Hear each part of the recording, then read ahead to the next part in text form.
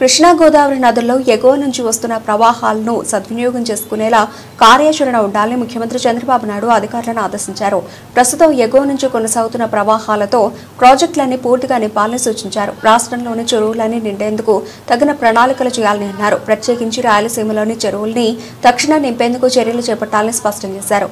సోమవారం సచివాలయంలో జలవనరుల శాఖపై సీఎం సమీక్ష నిర్వహించారు. సముద్రంలోకి వృధాగా పోతున్న నీటిని కాలువల ద్వారా మళ్లించి చెరువుల్లోకి పంపాలని సూచించారు. ప్రధాన కాలువల నుంచి ఫీడర్ కెనాల్స్ కు ఉన్న అడ్డంకులను సరిచేసి నీటిని సరఫరా చేయాలని ముఖ్యమంత్రి స్పష్టం చేశారు. అడ్డంకులు తొలగించి నీరిస్తేనే ప్రజలకు రైతులకు ప్రయోజనం కలుగుతుందని ముఖ్యమంత్రి అన్నారు. కుప్పం వరకు నీళ్లు తీసుకెళ్లినట్టే మిగతా ప్రాంతాలకు నీరు వెళ్లేలా చర్యలు చేపట్టాలన్నారు. సముద్రంలోకి వృధాగా ప్రవాహాలు వెళుతుంటే బాధ కలుగుతోందని సీఎం అన్నారు.